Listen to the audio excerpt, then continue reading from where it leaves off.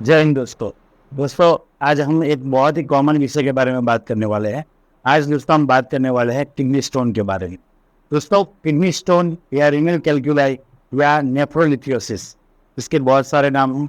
आजकल के दिनों में ये बहुत ही ज़्यादा कॉमन प्रॉब्लम हो चुका है। इसके क्या कारण हैं, क्यों आजकल के दिनों में किडनी स्टोन्स बहुत ज़्यादा देखने को मिलते हैं, इसका क्या मैनेजमेंट हो सकता है, कैसे हम उससे मैनेज कर सकते हैं, कौन कौन से केसेस में हम दवाई के ऊपर रिलायबल रह सकते हैं, कौन कौन से केसेस में हमें ऑपरेशन को एज ए ऑप्शन सिलेक्ट करना चाहिए। तो दोस्तों आज इस वीडियो में हम इन सारे बातों पे गौर करेंगे, इस सारी बातों पे चर्चा करेंगे। दोस्तों मेरा नाम है डॉक्टर कुणाल ब्रह्मभट्ट और आप है साई होम्यो सेवा केंद्र में। तो चलिए दोस्तों वीडियो को स्टार्ट करते हैं।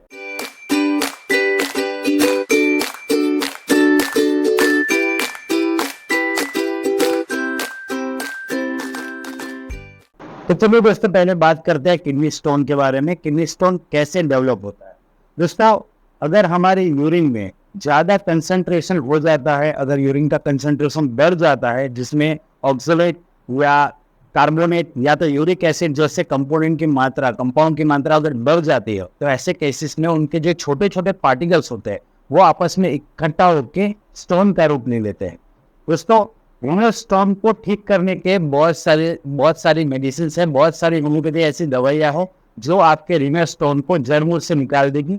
लेकिन दोस्तों उस मेडिसिन के बारे में बात करने से पहले हम लोग बात करते हैं कि कौन से केसेस में हमें मेडिसिन के ऊपर रिलायबल रहना चाहिए, कौन से केसेस में मेडिसिन तक की जरूरत नहीं है और कौन से केसेस में हमें ऑपरेशन को एज ए ऑप्शन चूज करना चाहिए। तो दोस्तों अगर बात करें रीनल स्टोन की, तो दोस्तों रीनल स्टोन में इसकी जो साइज है वो सबसे ज़्यादा इम्पोर्टेंट है। दोस्तों रीनल स्टोन अगर 5 mm से कम की साइज का है तो आप मेडिसिन के थ्रू या तो कभी कभार मेडिसिन के बिना होमली मैनेजमेंट से भी वो यूरिन के थ्रू फ्लैश आउट हो जाता है। जैसे कि आप अगर 5 mm से कम का स्टोन है तो अगर आप ज़्यादा ओरल अपना लिक्विड बढ़ा दे, वाटर का इंटम ज़्यादा करे या आप अपने खाने में थोड़े बहुत चेंजेस कर ले, तो उसकी मदद से भी अगर लेस देन 5 mm का स्टोन है तो वो कभी कभार निकल जाता है। या तो फिर मेडिसिन की हेल्प से तो वो डेफिनेटली होम्योपैथी में बहुत सारी ऐसी दवाई है जिसकी मदद से वो आराम से निकल जाएगा। दोस्तों अगर वो स्टोन 5 mm से लेके 10 mm तक का है तो इसमें भी मेडिसिन कारगर साबित होती है, उसमें भी कोई प्रॉब्लम नहीं होता है, आप मेडिसिन की मदद से उसे निकाल सकते हैं। क्योंकि 6 mm तक के जो स्टोन्स होते हुए वो इजीली निकल जाते हैं, 7 से लेकर 10 mm तक के स्टोन इजीली डिजोल्व हो जाता है। लेकिन दोस्तों अगर 10 से 15 mm का अगर स्टोन है तो वैसे केसेस में उसे डिजोल्व करने में थोड़ा सा प्रॉब्लम होता है, लेकिन मेडिसिन इसमें भी कारगर है। लेकिन ऐसे केसेस में हमें कुछ रिपोर्ट वगैरह में चाहिए, जैसे कि हमें सीटी स्कैन करा लेना चाहिए या तो एक रिपोर्ट आता है HBU का जिससे हमें स्टोन की डेंसिटी पता चलती है। स्टोन की डेंसिटी अगर 500 से कम हो तो ऐसे केसेस में कोई टेंशन नहीं, आराम से डिजोल्व हो जाएगा स्टोन, मेडिसिन की मदद से आप उस स्टोन को निकाल सकते हो। अगर वो 500 से अबव है, 1000 से कम है, तो ऐसे केसेस में थोड़ा सा टाइम लग सकता है डिजोल्व होने में, लेकिन अल्टीमेटली मेडिसिन आपको यहाँ पे हेल्प करेगी। लेकिन दोस्तों अगर उसकी डेंसिटी 1000 से ऊपर है तो ऐसे केसेस में हमें ऑपरेशन को ही एज ए ऑप्शन चूज करना चाहिए, क्योंकि ऐसी कंडीशन में स्टोन का डिजोल्व होना काफी मुश्किल होता है, स्टोन जल्दी से डिजोल्व नहीं होते हैं। दोस्तों ऐसे में आपको 3-4 पॉइंट बताऊंगा जिसमें हमें ऑपरेशन को ही एज ए ऑप्शन चूज करना चाहिए। जैसे कि अगर आपके स्टोन की साइज 15 mm है तो आप मेडिसिन पर रिलायबल मत रहिए। 15 mm से ऊपर का स्टोन अगर है तो उसमें आपको ऑपरेशन करवा लेना चाहिए। दूसरा, अगर आपके स्टोन की डेंसिटी 1000 के अबव है या इसके साथ रीनल फंक्शन टेस्ट आपका नॉर्मल नहीं है, अगर रीनल सीरम क्रिएटिनिन आपका बढ़ा हुआ है, तो ऐसे केसेस में भी हमें as a operation option select कर लेना चाहिए। दोस्तों इसके साथ एक स्टोन की टाइप होती है स्टैगहॉर्न स्टोन।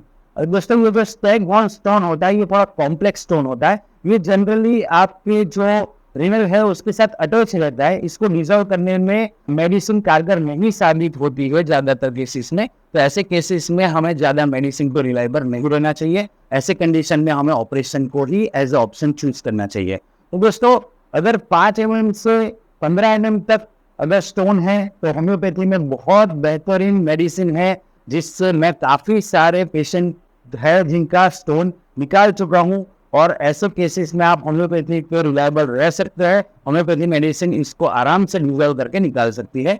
5 ml से कम में आपको जो मैं अभी मैनेजमेंट बताने वाला हूँ, उस मैनेजमेंट पे आप अगर ध्यान रखोगे, खाने पीने पे अगर आप ध्यान रखोगे, तो 5 ml से कम का स्टोन होगा वो इजीली निकल जाएगा। लेकिन जैसे कि मैंने बताया कि अगर स्टेरिक होर्न टाइप के अगर स्टोन है, या तो फिर अगर आपका स्टोन की जो साइज है 15 mm से ज्यादा है, या तो फिर आपकी स्टोन की डेंसिटी ज्यादा है, या तो आपको रीनल फंक्शन प्लस नॉर्मल नहीं है, तो ऐसी कंडीशन में दोस्तों हमें ऑपरेशन को ही एज ए ऑप्शन सिलेक्ट करना चाहिए। तो दोस्तों चलिए आगे बढ़ते हैं। मैं आपको बताता हूँ इसके क्या क्या सिम्टम्स है, कौन कौन से सिम्टम्स हमें रीनल स्टोन में ज्यादातर दिखाई देते हैं। तो चलिए दोस्तों आगे बढ़ते हैं, बात करते हैं इसके सिम्टम्स के बारे में। दोस्तों रीनल स्टोन का सबसे इंपॉर्टेंट और ज्यादातर तकलीफ देने वाला जो सिम्टम है वो है पेन। दोस्तों जनरली वो पेन रीनल रीजन यानी कि लोअर बैक रीजन से स्टार्ट होके आगे की तरफ रेडिएट करता है, और यूरेथ्रा की तरफ नीचे की तरफ इसका रेडिएशन आता है, मतलब रेडिएट करता है। तो ये जो दर्द होता है वो शिफ्टिंग होता है, रेडिएटिंग पेन होता है, नीचे से आगे की तरफ और नीचे की तरफ पेन होता है। दोस्तों इसे लॉइन एंड ग्रोइन पेन भी बोला जाता है। दोस्तों ये चुभने वाला या तो फिर एक लबलबाहट करने वाला पेन होता है। दोस्तों इसके साथ अगर रीनल स्टोन में पेन के साथ साथ कभी कभार यूरिन में ब्लड भी दिखाई देता है। अगर इसके जो पेशाब का जो रास्ता है उसमें अगर कहीं पे स्टोन की वजह से इंजरी हुई है तो यूरिन में ब्लड भी दिखाई देता है, जिसे हेमोचूरिया बोला जाता है। इसके साथ दोस्तों पेशाब करने में तकलीफ, इसके साथ पेशाब आने में जो तकलीफ होती है, उसके साथ साथ लोअर एब्डोमेन में पेन होना, नोसिया होना, वॉमिटिंग होना, फीवर आना, ये सारे लक्षण दोस्तों हमें किडनी स्टोन में दिखाई देते हैं। ये डिपेंड करता है कौन से पेशेंट में कैसे पेन होता है और कौन से पेशेंट में इसमें से कौन कौन से सिम्टम्स दिखाई पड़ते हैं, लेकिन जनरली इस तरह के सिम्टम्स रीनल स्टोन के केसेस में दिखाई पड़ते हैं। तो चलो दोस्तों आगे बात करते हैं इसके डाइट के बारे में, इसके मैनेजमेंट के बारे में। दोस्तों सबसे पहली चीज तो ज्यादा पानी का यूज करिए, ज्यादा अपना जो वाटर इंटेक है वो ज्यादा रखिए। दूसरा दोस्तों यूरिन को रोकिए नहीं, यूरिन जब आ रहा है तो उसे पास कर लीजिए। कभी कभार इस फास्ट लाइफस्टाइल में हम लोग यूरिन को अवॉइड करते हैं, यूरिन को स्टॉप रखते हैं, तो ये ना कीजिए दोस्तों। दूसरा खाने पीने की अगर बात करें तो दोस्तों ऑक्सलेट इंड्यूस जो खाने की चीजें हैं जिसकी वजह से प्रॉब्लम हो सकता है, जैसे कि खीरा है, टमाटर है, प्याज है, चीकू है, नॉनवेज है, गोभी है, तो दोस्तों ऐसी सारी इस चीज़ों का सेवन कम कीजिए ताकि ऑक्सलेट की मात्रा ज़्यादा बढ़े नहीं और स्टोन की जो फॉर्मेशन है वो ज़्यादा ना बढ़े। दोस्तों इसके साथ कुछ कुछ चीज़ें ऐसी है जो आप अपने रूटीन लाइफ में अपनी डाइट में बढ़ा सकते हैं, जैसे कि दोस्तों नारियल पानी है, पाइनएप्पल जूस है, और जौ सत्तू, जौ का, चने का जो सत्तू है। तो दोस्तों इन सारी चीज़ों में विटामिन सी होता है, ये एज ए डायूरोसिस काम करता है, जिसमें आपका जो यूरिन का कंसंट्रेशन है वो बढ़ेगा नहीं, डाइल्यूटेड रहेगा आपका यूरिन, जिसकी वजह से ये क्रिस्टल फॉर्मेशन या तो उसका जो मॉलिक्यूल का पार्टिकल का जो अटैचमेंट है वो स्टोन का फॉर्मेशन नहीं होगा। एक और चीज़ है दोस्तों जो आपको ज़्यादातर सुनने को मिलता है कि बियर पीने के बारे में कहा जाता है कि आप बियर का यूज़ करिए, लेकिन दोस्तों एक मिथ है। पहले जौ का पानी यूज किया जाता था क्योंकि जौ का पानी बहुत ही बेहतर रहता था ऐसे केसेस में, लेकिन दोस्तों आज उसकी एक बाई प्रोडक्ट है बियर, इसमें लोग बोलते हैं कि बियर पीना चाहिए, लेकिन दोस्तों आजकल की जो बियर होती है वो सिंथेटिक होती है, जिसमें जौ का यूज उतना नहीं होता है जो आपको अपने रीनल स्टोन में फायदा दे सके।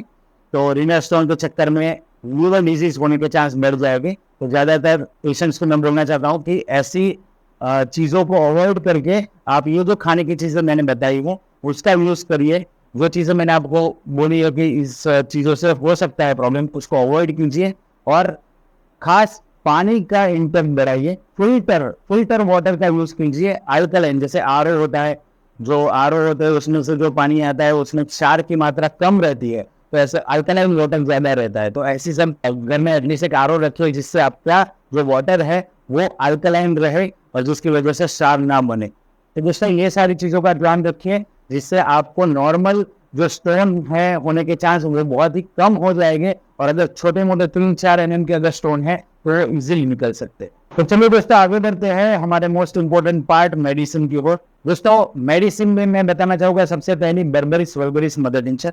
दोस्तों ये काफ़ी अच्छे से रीनल स्टोन में काम करती है। अगर लेफ्ट साइड की किडनी में अगर स्टोन है तो ऐसे केसेस में बर्बरिस वल्गरिस का आप यूज कर सकते हो। 15 बूंद सुबह शाम आधे कप पानी में मिक्स करके आप ले सकते हो। तो दोस्तों हमारी जो दूसरी मेडिसिन है वो है लाइकोपोडियम।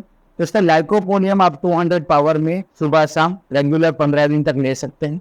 2 बूंद अपने जमीन पे सुबह शाम 2 टाइम आपको लेनी है 15 दिन तक। दोस्तों लाइकोपोडियम जनरली राइट साइडेड अगर रीनल स्टोन है तो उसमें काफी अच्छे से काम करती है। दोस्तों लाइकोपोडियम में मैं आपको 2-3 सिम्टम्स और बताना चाहूंगा। दोस्तों लाइकोपोडियम का जो पेशेंट होता है वो जनरली बहुत फोकस्ड होता है, लेकिन उनका जो वो नई चीज़ों को जल्दी से एक्सेप्ट नहीं कर पाते हैं। तो अगर आपका भी माइंड मेंटालिटी ऐसी है कि आप नई चीज़ों को जल्दी से एक्सेप्ट नहीं कर पाते, आप बहुत ही ज़्यादा सेंसिटिव हो और आप का जो फोकस है, आपका जो कंसंट्रेशन है वो अच्छा है, बट आपका जो कॉन्फिडेंस है वो लेवल अगर कम है, तो ऐसी कंडीशन में आप लाइकोपोडियम 200 ले सकते हो स्टोन के लिए। दोस्तों तीसरी जो मेडिसिन है वो है हाइड्रेंजिया मदर टिंचर। दोस्तों हाइड्रेंजिया मदर टिंचर भी बहुत अच्छे से काम करती है, इसे स्टोन ब्रेकर भी बोला जाता है। तो आप हाइड्रेंजिया मदर टिंचर का यूज कर सकते हैं। 15 बूंद सुबह शाम आधे कप पानी में मिक्स करके 15 दिन तक आप कंटिन्यू ले सकते हैं। इसके साथ दोस्तों मैं एक और मेडिसिन आपको बताना चाहूंगा, डायोस्कोरिया। दोस्तों डायोस्कोरिया 30 आप सुबह शाम 2 टाइम कंटिन्यूसली ले सकते हैं फॉर 15 डेज। दोस्तों ये मूविंग जो स्टोन होता है, मतलब कभी आपको एक जगह पे पेन हो रहा है, दूसरे दिन आपको कोई उसका शिफ्टिंग की वजह से आपको दूसरी जगह पर पेन हो रहा है, तो अगर स्टोन मूव कर रहा है और उसके साथ साथ आपको पेन हो रहा है, तो ऐसी कंडीशन में दोस्तों आप डायोस्कोरिया ले सकते हो 30 पावर में सुबह शाम 2 बूंद आपको सुबह शाम लेनी है 15 दिन तक। और दोस्तों हमारी जो लास्ट मेडिसिन है वो है कैंथेरिस। कैंथेरिस 40। दोस्तों अगर आपको पेन, यूरिन में अगर जलन हो रही है, तो यूरिन में बर्निंग हो रही है या आपको यूरिन करने में प्रॉब्लम हो रहा है विद द किडनी स्टोन, तो ऐसी कंडीशन में आप दोस्तों कैंथेरिस 30 का इस्तेमाल कर सकते हैं। दोस्तों अकॉर्डिंग टू योर सिम्टम्स आप अपनी दवाई सिलेक्ट करके खा सकते हो। इस मेडिसिन से आपको काफी हद तक आराम मिल जाएगा, आपके स्टोन रिमूव हो जाएंगे। अगर दोस्तों इसके साथ आप कोई पैटर्न लेना चाहते हो, तो एसबीएल में न्यू स्टोन नाम की एक पैटर्न आती है जो स्पेसिफिकली स्टोन के लिए है, तो उसकी 15 बूंद आप सुबह शाम आधे कप पानी में मिक्स करके पी सकते हैं, जो आपको उसके साथ काफी फायदा देगी। दोस्तों इन सारे मेडिसिन के साथ जैसे कॉन्स्टिट्यूशनल मेडिसिन है जो आपकी प्रकृति के न्यूज पे काम करती है, वैसे कॉन्स्टिट्यूशनल मेडिसिन आपको लेनी चाहिए जो आप अपने डॉक्टर के साथ संपर्क करके आप ले सकते हैं। अगर आपको रिनल स्टोन बार बार हो रहा है, रिपीटेडली हो रहा है और आपको स्टोन नहीं निकल रहा है या रिजॉल्व नहीं हो रहा है, तो उस कंडीशन में आप होम्योपैथी डॉक्टर के साथ कंसल्ट कीजिए और अपनी कॉन्स्टिट्यूशनल मेडिसिन, अपने कॉन्स्टिट्यूशनल ट्रीटमेंट के हिसाब से डॉक्टर साहब जो आपको दवाई देते हैं उसके साथ आप चलिए। होम्योपैथी बहुत अच्छे से काम करती है रिनल स्टोन के केसेस में। तो दोस्तों ये सारी मेडिसिन प्लस मैनेजमेंट, इन सारी चीज़ों के साथ आप अपने रिनल स्टोन से काफ़ी हद तक आराम पा सकते हैं, आपका रिनल स्टोन रिमूव हो सकता है। तो आशा करता हूँ दोस्तों आपको वीडियो इन्फॉर्मेटिव लगा होगा। ऐसे इन्फॉर्मेटिव वीडियो के लिए हमारे चैनल को लाइक, शेयर एंड सब्सक्राइब जरूर कीजिए। तब तक के लिए जय हिंद, जय भारत।